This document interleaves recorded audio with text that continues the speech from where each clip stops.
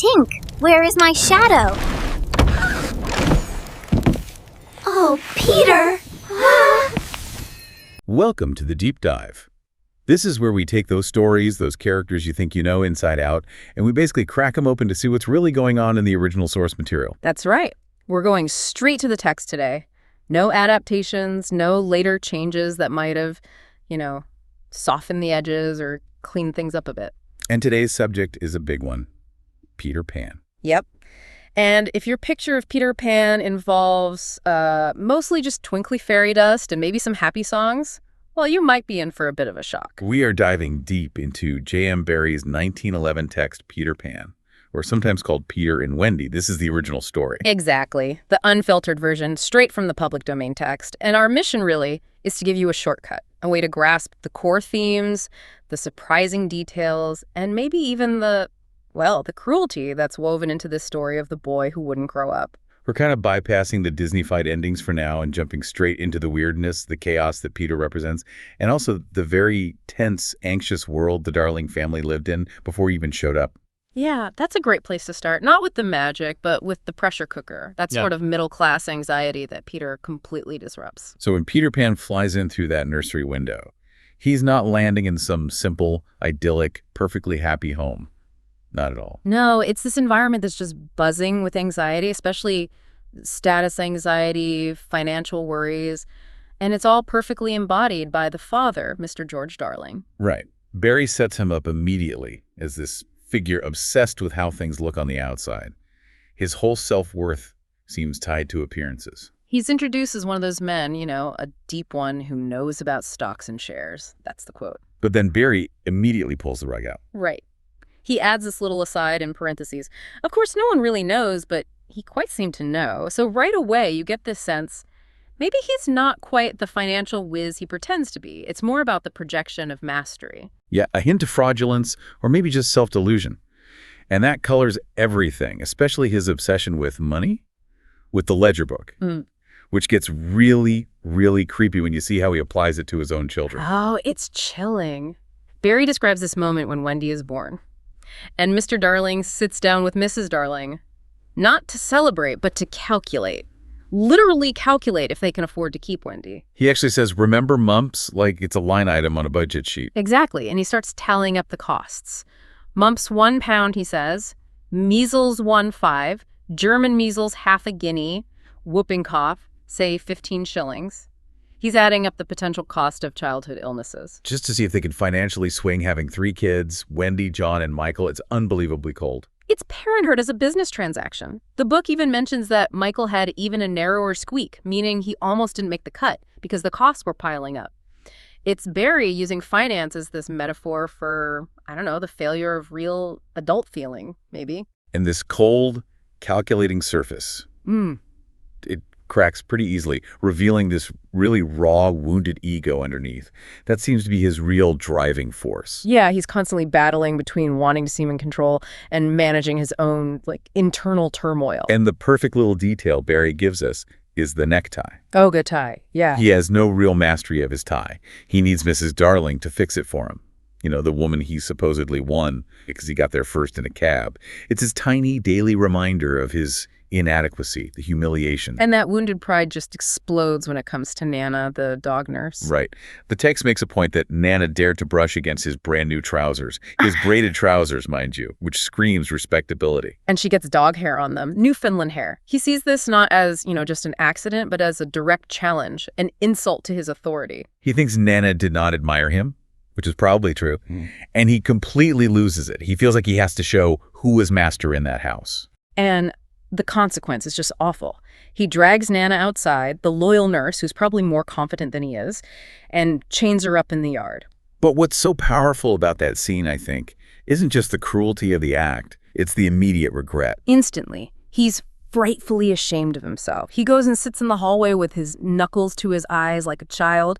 It's this act of petty, ego-driven spite that directly leads to the disaster. Because Nana, the protector, is out of the picture. Yeah. Neutralized by his vanity. Precisely. So that's Mr. Darling, fragile ego, financial anxieties.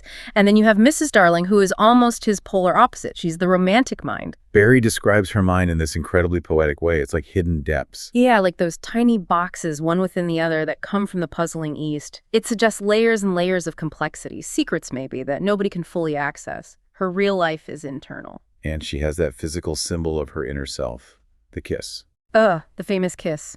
Yes. It's described as being right there, perfectly conspicuous in the right-hand corner of her mouth. But nobody could ever actually get it. Not Wendy, not even Mr. Darling. The text says he never knew about the box, and in time he gave up trying for the kiss. It's such a strong metaphor for holding on to a piece of yourself, isn't it? Even within marriage. Wendy thinks maybe Napoleon could have got it, suggesting it's this fortress of selfhood, the one thing she keeps completely private. And this rich inner world starts to, well, leak out. At first, she keeps the household accounts perfectly, meticulously, even gleefully. But then things shift. She starts filling the ledgers not with numbers, but with pictures of babies without faces. Barrie calls them her guesses. It's like her rational adult mind is dissolving into this pure intuition, maternal premonition. And that intuition, of course, puts her on a collision course with the incoming chaos. Nana, the dog, is the most practical one. Oh, totally. Nana's described as this prim Newfoundland, very competent, believes in old-fashioned stuff like rhubarb leaf for medicine, and hated the other nurses gossiping. She's the vigilant one. And she's already found clues. Wendy admits Peter comes to the window sometimes, and Nana had caught something earlier. Leaves. Skeleton leaves, yeah. Mrs. Darling figures out they did not come from any tree that grew in England. The evidence is mounting. Then Mrs. Darling has that dream, right before Peter breaks in for real. A literal prophetic dream. She dreamt the Neverland had come too near and that a strange boy had broken through from it. She knew, on some level. But the warning doesn't stop it. They leave for the party. Nana's chained up, thanks to Mr. Darling's tantrum. The night lights go out. The coast is clear. The whole world seems to be waiting for him. Even the stars, Barrie writes, are so fond of fun that they were on his side tonight. They wanted the grown-ups gone. And the second that door closes, boom. The smallest of all the stars in the Milky Way screamed out, "Now, Peter!" The invasion begins. #tag 3 for now. Peter and the technicalities of magic. So the Darling home is vulnerable, and in flies Peter Pan, accompanied by Tinkerbell, who's described initially as just this little ball of light, no bigger than your fist, darting around. And Peter's appearance itself tells you so much about what he is, or maybe what he isn't. He's elemental, almost feral. He's clad in skeleton leaves and the juices that ooze out of trees, like he's literally wearing the wild. But the detail that Barrie really highlights, the one that's truly strange. It's his teeth. Yes. He had all his first teeth, baby teeth. It immediately signals this state of arrested development. He's perpetually stuck right at the beginning. Eternal infancy, basically. And think about his reaction earlier when Mrs. Darling saw him in the nursery. He gnashed the little pearls at her. Why? Because she was a grown-up. He hates adulthood, actively despises it. His whole origin story is about rejecting it. Right. The text says he ran away the very day he was born because he overheard his parents talking about what I was to be when I became a man. And he thinks, I don't want ever to be a man. That fear of being defined, of being slotted into a role, a job, a husband, whatever, that's the engine driving him. He's trying to escape the whole narrative of time. Which leads us right into the shadow incident. This is so revealing about how little Peter understands the normal human domestic world. He comes back specifically to get his shadow. Yeah. Nana had trapped it when he jumped out the window before, and Mrs. Darling just rolled it up and stuck it in a drawer. Very practical. But Peter is completely baffled. He's in the nursery trying to stick it back on himself with soap. Soap from the bathroom. It shows he has zero concept of how things are mended, how things work in a house. And Wendy, waking up, immediately sees the problem. She instantly steps into that motherly role. Yeah, a bit patronizingly, the text says. She explains, it must be sewn on. This is the first glimpse of that dynamic.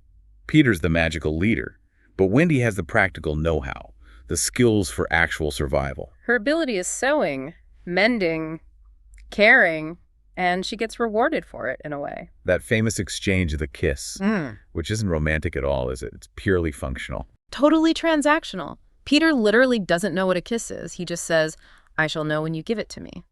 So Wendy, understanding the assignment perhaps, gives him a thimble, the perfect symbol of her domestic skill, her future role. And Peter, thinking he's received something useful, gives her his most valuable item in return.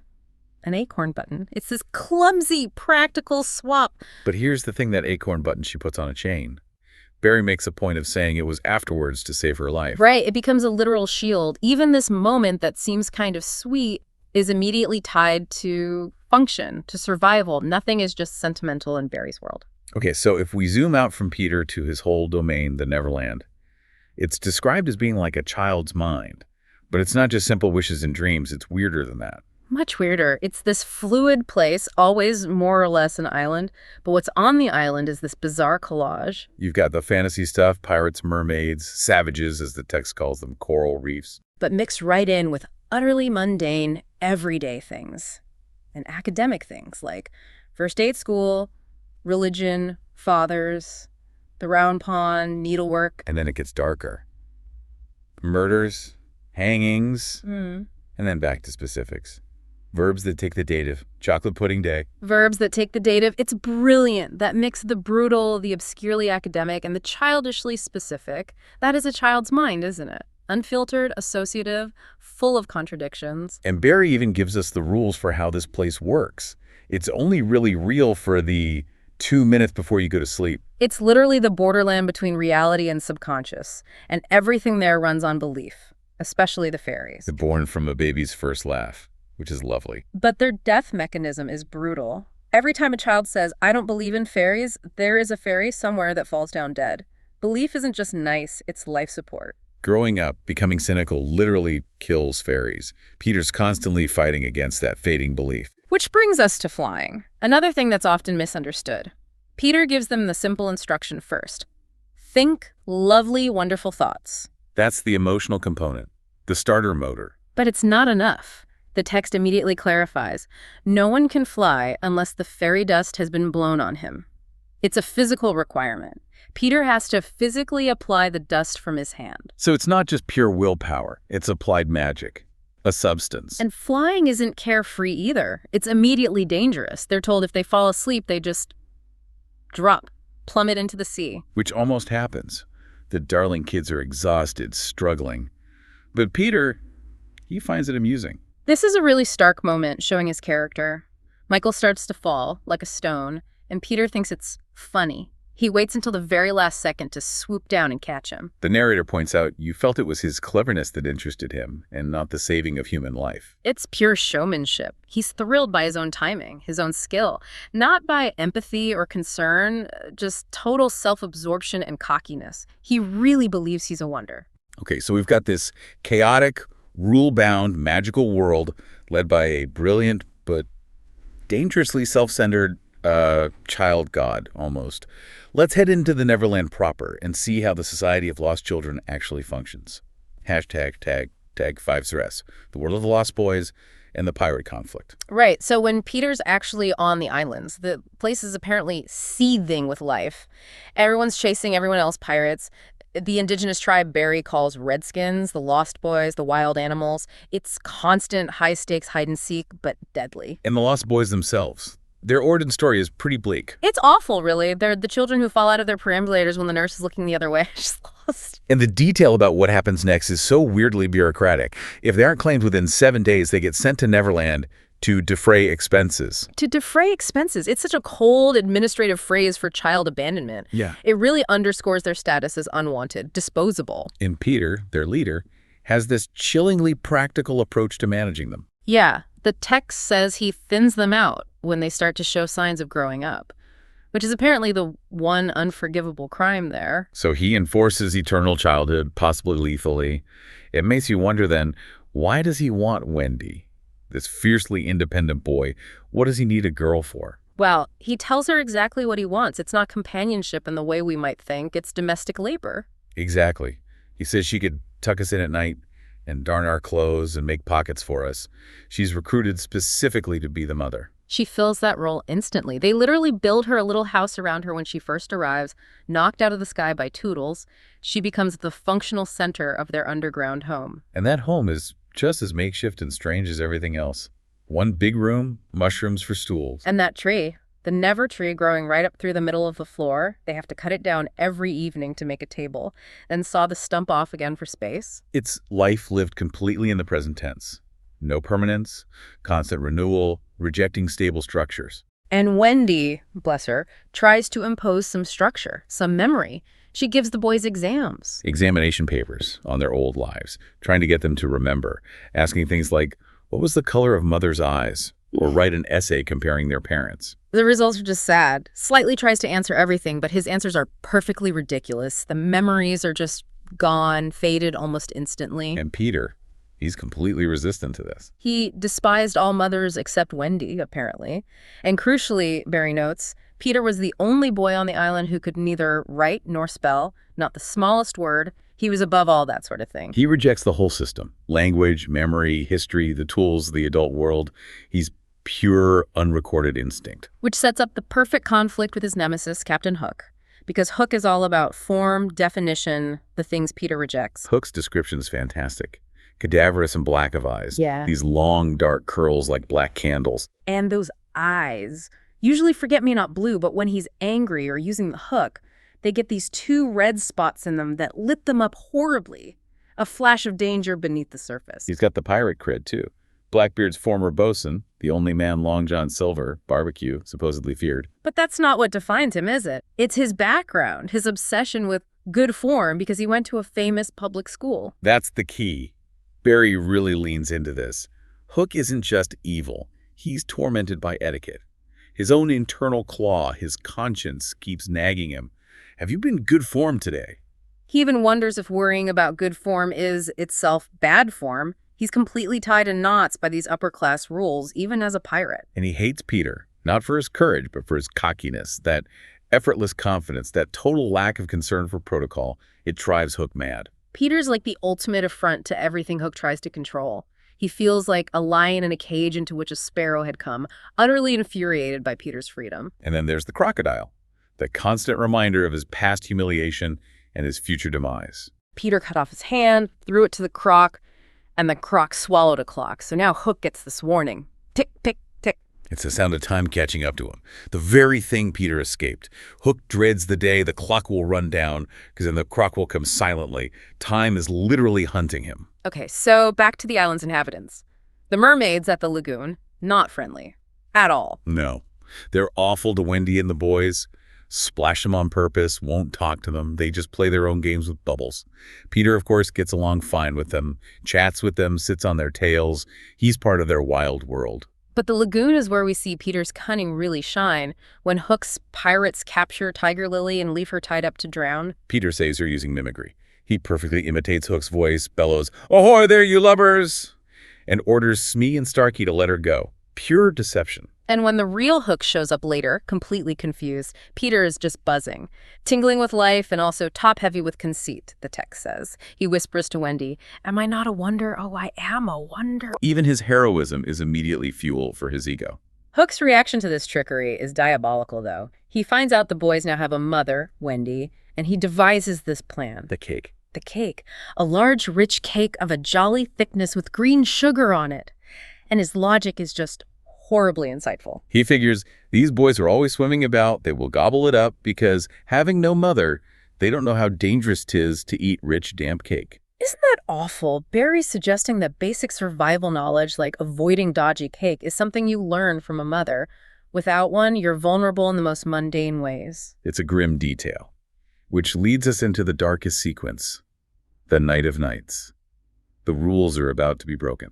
Hook makes the first move. He attacks the indigenous tribe's camp before dawn, violating the unspoken rules of warfare on the island. A massacre.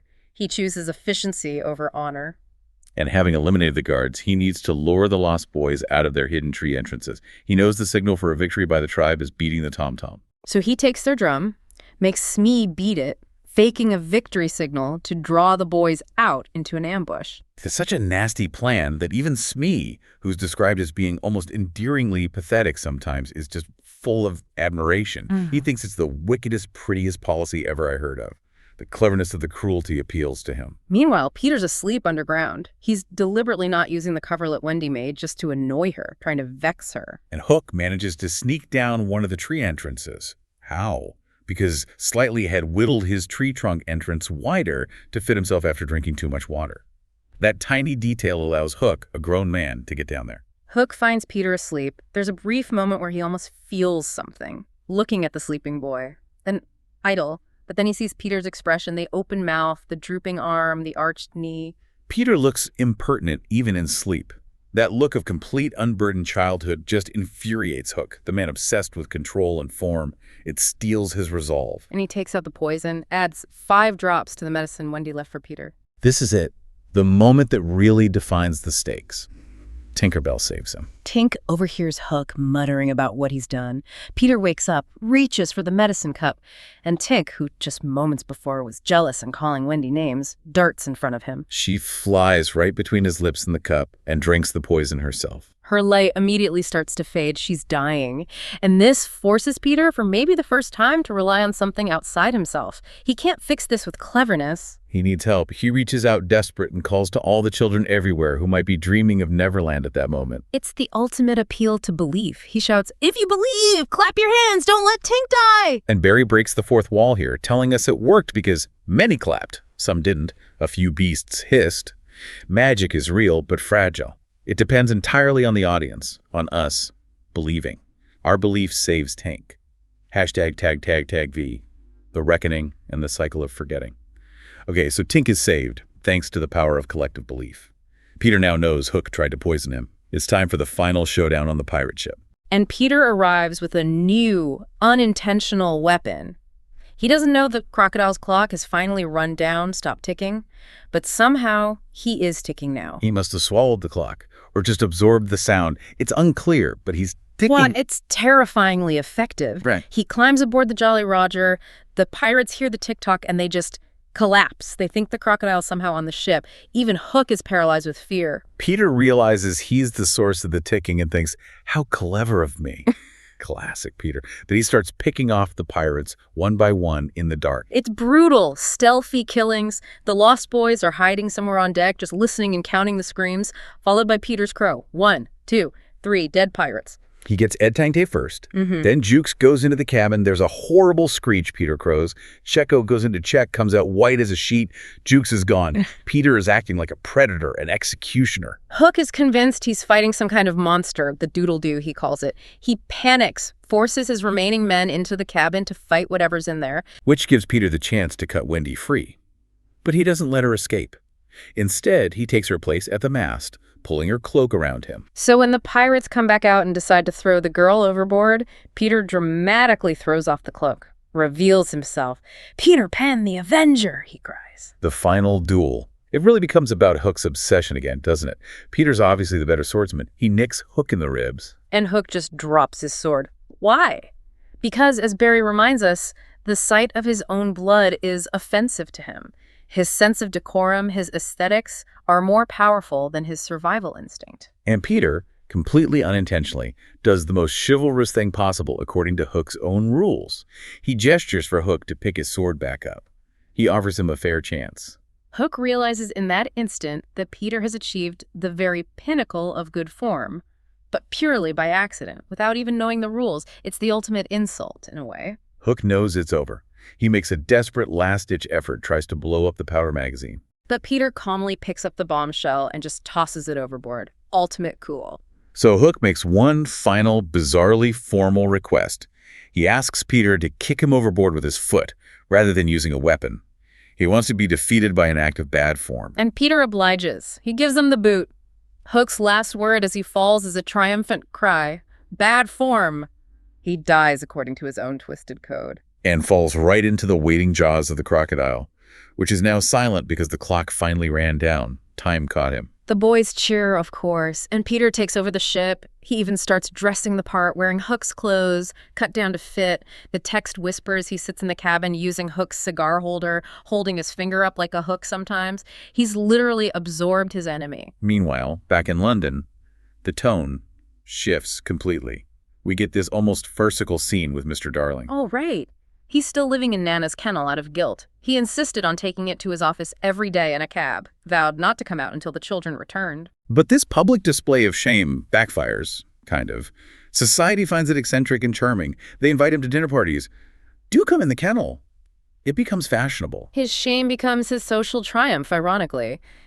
He only feels truly redeemed, truly free of that kennel and his own ego when the Lost Boys finally come back and tell him he's not a cipher in his own home. But Peter throws one last spanner in the works before the happy reunion. A final act of possessiveness. It's quite chilling. He flies ahead of Wendy and the others, gets to the nursery window first, and bars it shut. He whispers to Tink his plan. Wendy will think her mother locked her out and she'll have to go back to Neverland with him. He just cannot stand the idea of her choosing her family, her mother, over him. He needs to control the narrative, control her choice. What makes him relent? It's seeing Mrs. Darling inside, crying while playing Home Sweet Home on the piano. He sees her grief, feels her love for Wendy. But he doesn't feel empathy, exactly. He feels her sorrow as an intrusion. He says it's just as if she were inside him, knocking. It's unpleasant for him. So, to stop his own discomfort, he unbars the window. He sneers something about silly mothers and flies off, abandoning them to their reunion. And that reunion is almost anticlimactic. Wendy, John, and Michael creep into their beds. Mrs. Darling is so worn out from years of dreaming about them, she doesn't believe they're real at first.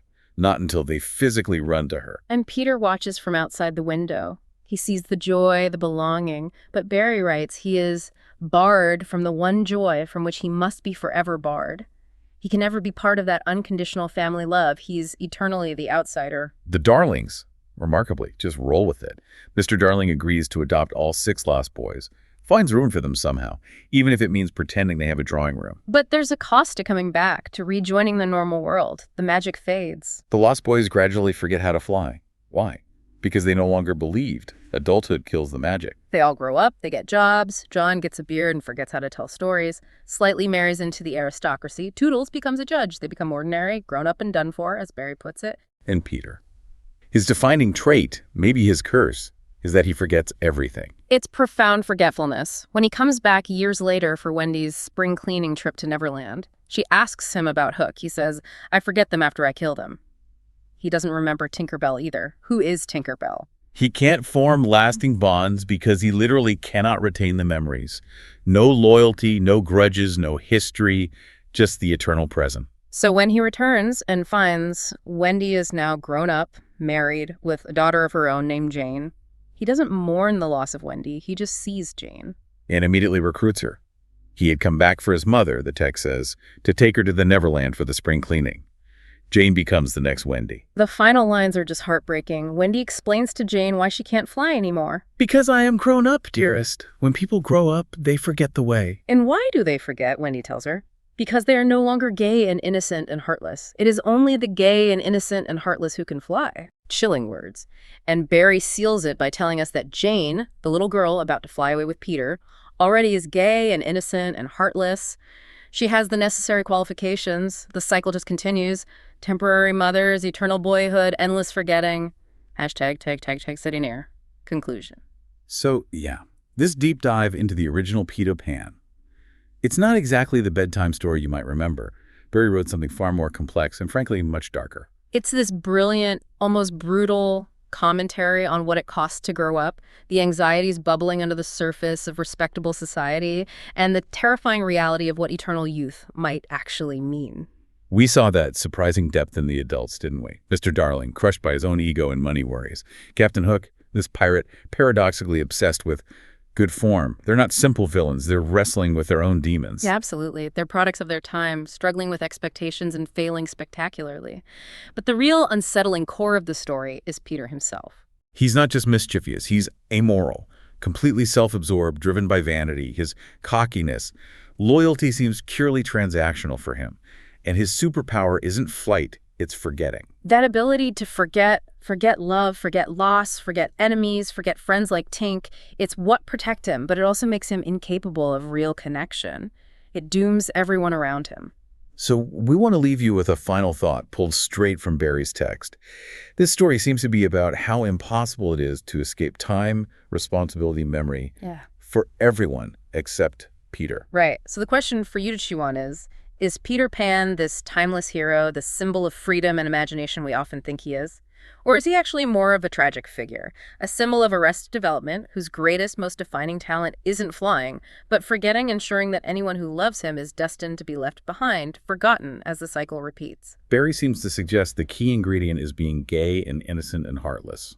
Makes you think. It really does. Thank you for joining us on this deep dive. Hopefully, you'll never quite see Peter Pan, or maybe even a thimble, the same way again.